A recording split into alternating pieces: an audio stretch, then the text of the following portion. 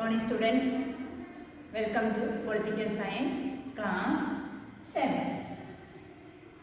Today I am going to teach a remaining part of the lesson Women Change the World.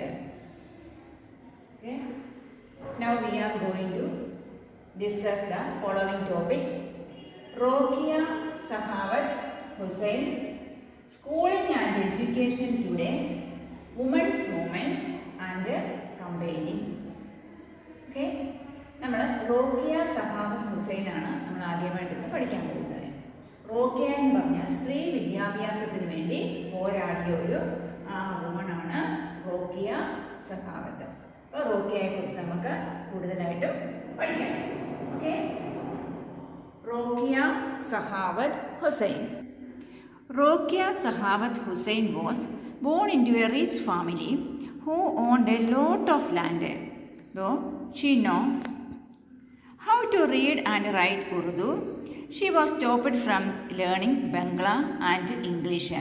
In those days, English was seen as a language that would expose girls to new ideas, which people thought were not correct for them. Therefore, it was mostly boys who were taught English.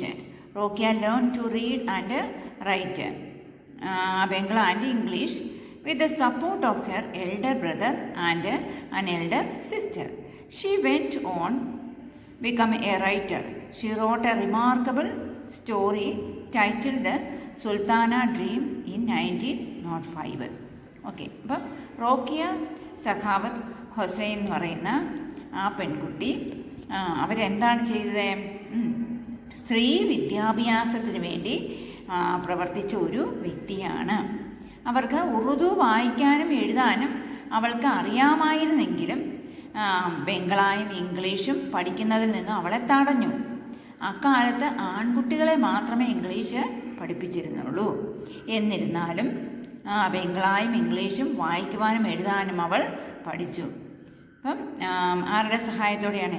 Elder ബ്രദറിൻ്റെയും elder സിസ്റ്ററിൻ്റെയും സപ്പോർട്ടോടുകൂടി അവളത് പഠിച്ചു. 1905 അവൾ ഒരു എഴുത്തുകാരിയായി തീർന്നു. 1905 സുൽത്താനയുടെ സ്വപ്നം എന്ന പേരിൽ, അതായത് the story titled Sultana's dream in 1905, 1905 സുൽത്താനയുടെ സ്വപ്നം എന്ന പേരിൽ ശ്രദ്ധേയമായ ഒരു കഥ എഴുതി. മറ്റു പെൺകുട്ടികളെ സ്കൂളിൽ പോകാനും അവരുടെ സ്വപ്നങ്ങളെ കെട്ടിപ്പടുക്കുവാനും അവൾ വളരെയധികം പ്രവർത്തിച്ചു. Okay. Then in 1910 she started a school for girls in Kolkata, and to this day the school is still functioning. അപ്പം 1910 അവർ കൽക്കത്തയിൽ പെൺകുട്ടികൾക്കായി ഒരു സ്കൂൾ ആരംഭിച്ചു. അത് ഇപ്പോഴും നന്നായി പ്രവർത്തിക്കുന്നു. Okay. Okay. Next, schooling and education today.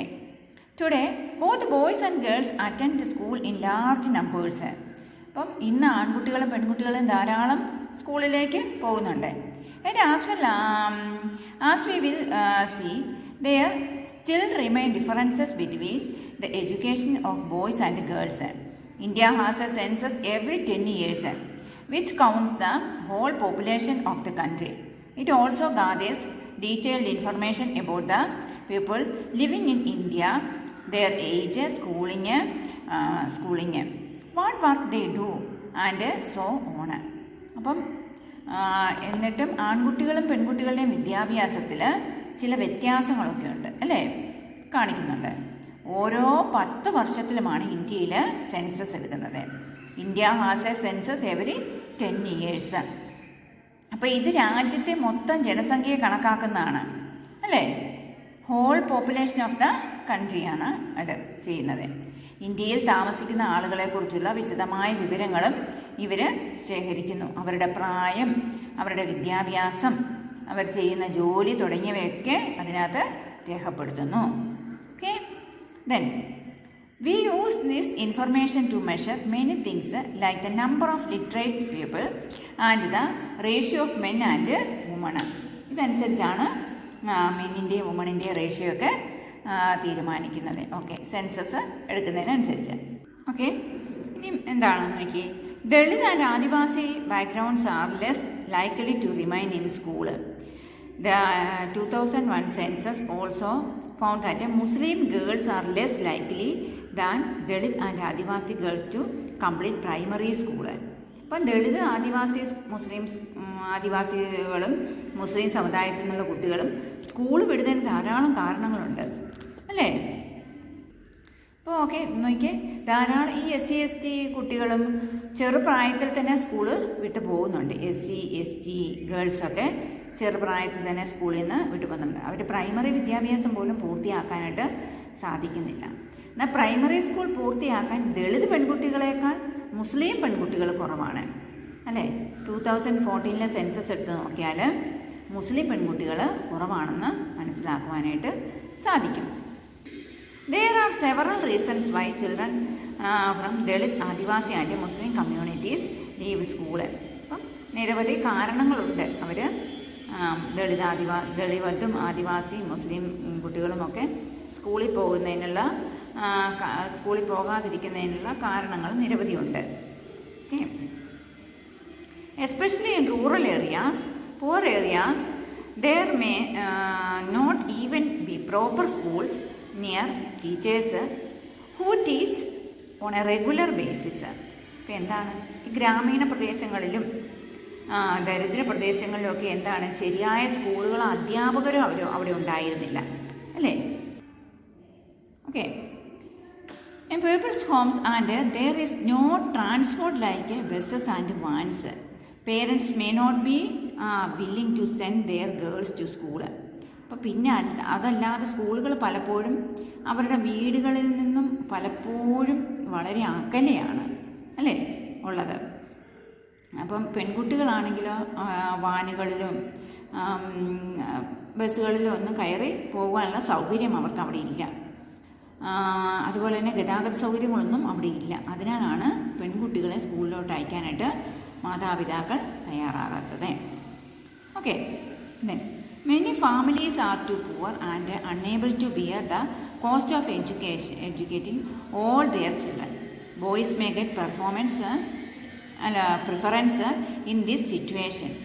Many children also leave schools because they are discriminated against by their teachers and classmates, just like Om Prakash Valmiki also. Okay, ഇവിടെ പല കുടുംബങ്ങളും ദരിദ്രരാണ്. അവരുടെ എല്ലാ കുട്ടികളെയും പഠിക്കുന്നതിനുള്ള ചെലവ് വഹിക്കാൻ കഴിയുന്നില്ല. ഈ സാഹചര്യത്തിലാണ് ആൺകുട്ടികൾക്ക് മുൻഗണന ലഭിക്കും. പല കുട്ടികളും അധ്യാപകരിൽ നിന്നും സഹപാഠികളിൽ നിന്നും വിവേചനം നേടുന്നുണ്ട്. ചില കുട്ടികൾ, അതായത് നമ്മൾ നേരത്തെ പഠിച്ച ഓം പ്രകാശ് വാൽമീകി ഓർമ്മയില്ലേ. Okay, then next women's movement. അപ്പോൾ നോക്കിയേ, women and girls now have the right to study and go to school. സ്ത്രീകൾക്കും പെൺകുട്ടികൾക്കും ഇപ്പോഴും പഠിക്കാൻ സ്കൂളിൽ പോകാൻ അവകാശമുണ്ട്. There are other spheres like legal reforms, violence and health, where the situation of women and girls has improved. These changes have not happened automatically. Women individually and collectively have struggled to bring about these changes. This struggle is known as the women's movement. അപ്പം എന്താണ്, നിയമപരിഷ്കരണം, അതുപോലെ തന്നെ അക്രമം, ആരോഗ്യം തുടങ്ങിയ മേഖലകളിൽ അവരുടെ സ്ഥിതിയെല്ലാം മെച്ചപ്പെട്ടു സ്ത്രീകളുടെ. ഈ മാറ്റങ്ങൾ കൊണ്ടുവരാൻ സ്ത്രീകൾ വ്യക്തിപരമായും കൂട്ടായും വളരെയധികം കഷ്ടപ്പെട്ടു. ഈ സമരത്തെയാണ് നമ്മൾ വുമൺസ് മൂവ്മെൻ്റ് എന്ന് പറയുന്നത്, വനിതാ പ്രസ്ഥാനം എന്നറിയപ്പെടുന്നത്. ഓക്കെ, അപ്പം എന്താണ് ഈ വനിതാ പ്രസ്ഥാനം എന്നറിയപ്പെടുന്നു. വിവേചനത്തിനെതിരെ പോരാടുന്നതിന്, സ്ത്രീകൾക്ക് നീതി ലഭിക്കുന്നതിനും വ്യത്യസ്ത തന്ത്രങ്ങളായിരുന്നു അവർ ഉപയോഗിച്ചിരുന്നത് അല്ലേ. അതെന്തൊക്കെയാണെന്ന് നമുക്കൊന്ന് നോക്കാം. Okay, campaigning. അതായത് campaigning to fight discrimination and violence against women are an important part of the women's movement. വനിതാ പ്രസ്ഥാനത്തിൻ്റെ ഒരു പ്രധാന ഭാഗമാണ് ഈ പ്രചരണം എന്ന് പറയുന്നത്. അതായത് ക്യാമ്പയിനുകൾ, അതായത് പുതിയ നിയമങ്ങൾ നിർമ്മിക്കുന്നതിലേക്ക് അത് നയിച്ചു. Campaigns have also led a new law laws being passed. A law was passed in 2006 to give women who face physical and mental violence within their homes, also called domestic violence, some legal protection. അതായത് ഗാർഹിക പീഡനത്തിനെതിരെ, അതായത് വീട്ടിലെ പീഡനത്തിനെതിരെ 2006 നിയമം നടപ്പിലാക്കിയിരുന്നു. അതനുസരിച്ച് വീടുകളിൽ ശാരീരികവും മാനസികമായ അതിക്രമങ്ങൾ നേരിടുന്ന സ്ത്രീകൾക്ക് നിയമപരമായ സംരക്ഷണം ലഭിക്കുക എന്ന് പ്രസ്താവിച്ചിരിക്കുന്നു. ഈ നിയമം അനുസരിച്ച് സ്ത്രീകൾക്ക് നിയമപരമായ സംരക്ഷണം ലഭിക്കും. ഓക്കെ, അടുത്ത next. Similarly efforts made by the women's movement led the Supreme Court to formulate guidance in 1997 to protect women against sexual harassment at the workplace and within educational situations. അപ്പം ഇനി അടുത്തത് എന്താണ്? ഈ ജോലി സ്ഥലത്തും വിദ്യാഭ്യാസ സ്ഥാപനങ്ങളിലും സെക്ഷൽ ഹരാസ്മെൻറ്റ്, അതായത് ലൈംഗിക പീഡനത്തിനെതിരെ സ്ത്രീകളെ സംരക്ഷിക്കുന്നതിന് 1997 സുപ്രീം കോടതി മാർഗനിർദ്ദേശങ്ങൾ രൂപപ്പെടുത്തിയിട്ടുണ്ട്. Okay, then next. In 1980s, for example, women's group across the country spoke out against dowry death. സ്ത്രീധനം കൊടുക്കാതെ വരുമ്പോഴുണ്ടാകുന്ന ഇതില്ലേ, മരണമൊക്കെ ഇല്ലേ, അങ്ങനെയുള്ള പരിപാടികളെല്ലാം, അതായത് സ്ത്രീധനം തേടുന്ന കുടുംബങ്ങളെ ശിക്ഷിക്കും, സ്ത്രീധനം വാങ്ങിക്കുന്നവരെ ശിക്ഷിക്കും. അതാണ് സ്ത്രീധന നിയമത്തിലൊക്കെ മാറ്റം വരുത്തി. അങ്ങനെയാണ് സ്ത്രീധന നിയമം മാറ്റം വന്നത്. Okay, dowry laws were change to punish families who seek dowry. സ്ത്രീധനം വാങ്ങിക്കാനൊന്നും പറ്റത്തില്ല, അങ്ങനെ ഒരു നിയമം നിലവിൽ വന്നു. ഓക്കെ ഓക്കെ, അപ്പം ഈ ചാപ്റ്റർ നിങ്ങൾക്ക് മനസ്സിലായോ? ഇനി നമുക്ക് അടുത്ത ക്ലാസ്സിൽ കാണാം.